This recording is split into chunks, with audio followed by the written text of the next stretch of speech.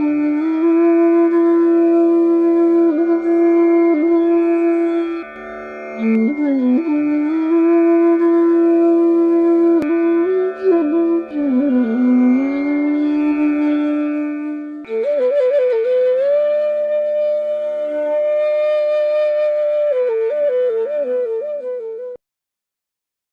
महाराज जी प्रणाम। प्रणाम।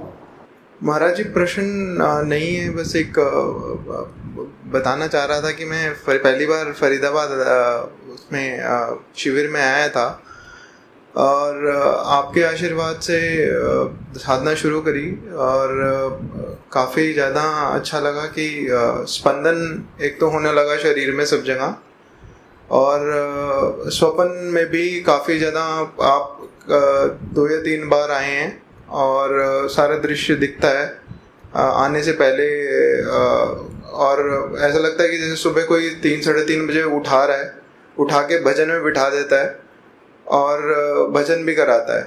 तो और उसके बाद से मतलब अकेला रहता था तो खाना वाना भी खुद ही बना रहे थे और नमक रोटी वगैरह छोड़ा तो काफ़ी ज़्यादा अनुभूति होने लगी। पीछे ऐसा लगा कि जैसे किसी ने रोड घुसा दी है पीछे, मतलब रोड टाइप। ये रॉड क्या हो गया? सभी को रॉड की अनुभूति आती कि रॉड पता नहीं सर, मुझे पहली बार फेंकनी पड़ेगी भाई, जिसको देखो रॉड ही घुसी रहती है।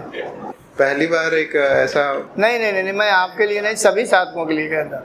चलो कोई बात नहीं, रॉड जैसी आपको अनुभूति होती है तो चलो अच्छी बात है। और भी साधकों ने रॉड शब्द का प्रयोग किया, इसलिए मैंने ऐसा कर नहीं करिए आप, कोई बात नहीं, जिसको जैसी अनुभूति होती है वैसा ही तो बताएगा। ठीक है, बोलिए। तो भगवान बस यही था कि आपके आशीर्वाद से ये सब शुरू हुआ है, कृपा बनाए रखिएगा भगवान। चलो भाई, ये आपकी श्रद्धा है कि आप मान रहे हैं कि मेरे आशीर्वाद से हो रहा, ये आपकी श्रद्धा का फल है। प्रणाम। मैं अशोक लूंकर। जब भी दोपहर में आपसे मैंने कुछ प्रार्थना करी और आपने कहा कि आपके ऊपर मैंने कृपा कर दी, तो मैं बाद में समझ गया कि गुरु से कभी कोई मांगना नहीं पड़ता है, गुरु को देना है तो गुरु अपने आप देता है।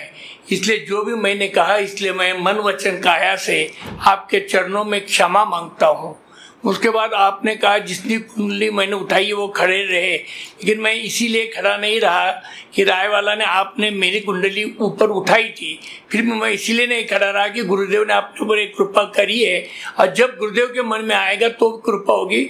मैं मेरे मुँह से जो भी कहूँगा वो मैंने गलत कहा, क्षमा। मैंने ये कहा था जिनकी कुंडली मैंने उठाई है और गले तक नहीं जाती है, यानी नाभि चक्र तक है, हृदय चक्र तक है, वो साधक खड़े हो जाए। जिनकी कुंडली मैंने नाभि चक्र या हृदय चक्र तक उठाई है वो खड़े हो जाए। मुझे ऐसा लगता है कि आपकी कुंडली गले तक जाती है। कुंडलिनी अभी तक गले तक नहीं जाती, लेकिन प्राण का प्रेशर गले तक जा रहा है और कंठ चक्र पर प्रेशर कर रहा है। कुंडलिनी नहीं जा रही, कुंडलिनी हृदय चक्र तक ही आती है, बाकी प्राण का प्रेशर गले पर पड़ रहा है। मैं तो ऐसा समझता था कि कुंडलिनी गला यानी कंधों तक आती है। नहीं, कंठ चक्र तक नहीं जाती। ठीक है, चलो कोई बात नहीं, अभ्यास करिए, ऊपर आ जाएगी। मुझे ऐसा याद था कि शायद कंधों तक या गले तक आती है। योगी जी नमस्कार। नमस्कार। मेरा नाम रजत मिश्रा है, दिल्ली से आया हूँ मैं। आप अपना प्रश्न बोलें। जी गुरुजी, मेरा प्रश्न ये था कि अभी जब हमने ध्यान किया था तो जब हम शक्ति मंत्र का जाप कर रहे थे तो मैं अपने आप को देख रहा हूँ कि मैं एक अभक्ष्य चीज़ को खा रहा हूँ, जो मतलब मैं मांस खा रहा हूँ, अपने आप को मैं ऐसा देख रहा हूँ, जबकि ऐसा मेरे साथ पहली बार हुआ है। मुझे कभी ऐसा अनुभव नहीं आया, बहुत अच्छे अनुभव आते हैं मुझे नॉर्मली। जी, मैं ये देख रहा हूँ कि मैं एक पीले रंग की धरती पर बैठा हुआ हूँ और बहुत बड़ा पीले रंग का थाल है, उसके अंदर एक टुकड़ा रखा हुआ है बहुत बड़ा, और एक टुकड़ा मेरे हाथ में है, उसे मैं खा रहा हूँ मांस का। जी हाँ, ऐसा मेरे को कभी पहले दिखाई नहीं दिया इस तरह की चीज़ का। इस जन्म में नहीं कभी नहीं, प्याज भी नहीं खाता। इसका मतलब स्पष्ट करूं, कर्म आपका बहुत बुरा, वो कर्म बहुत ही बुरा। मैं भी डर गया था उसको देख करके, और उसके तुरंत बाद योगी जी एक दृश्य ये दिखा कि एक बहुत बड़ा गिलास है और वो गिलास नीचे खाली है और उस गिलास के केवल ऊपर की परत पे पानी तैर रहा है, मतलब खाली गिलास में पानी तैर रहा है, ऊपर खाली गिलास में पानी तैर रहा है, ऊपर की तरफ पानी है, मतलब तैर रहा है, मतलब पूरा गिलास खाली है तो तैरा ही बोलेंगे हम उसको, मतलब नीचे समझिए हवा है जैसे या कुछ भी खाली है, मतलब वो बिल्कुल नीचे।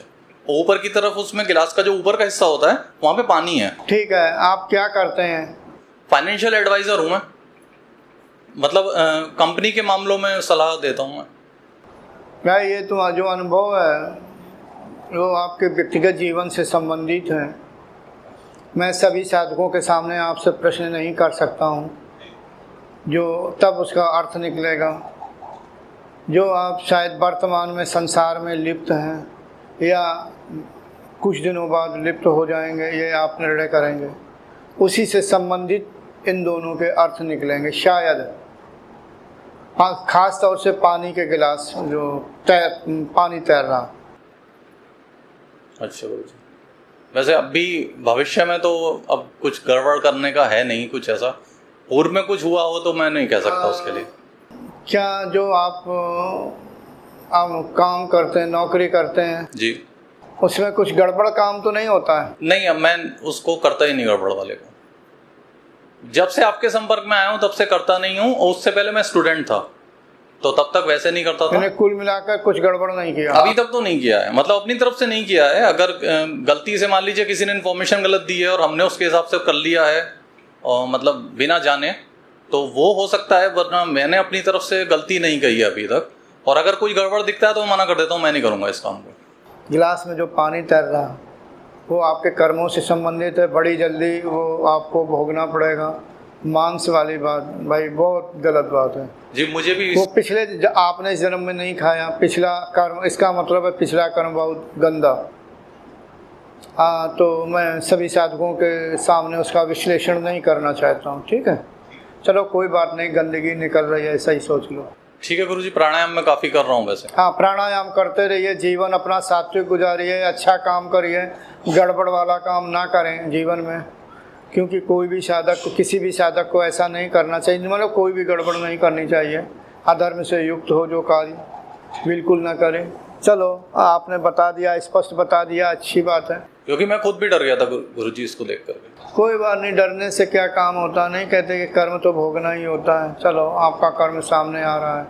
धन्यवाद गुरुजी। धन्यवाद।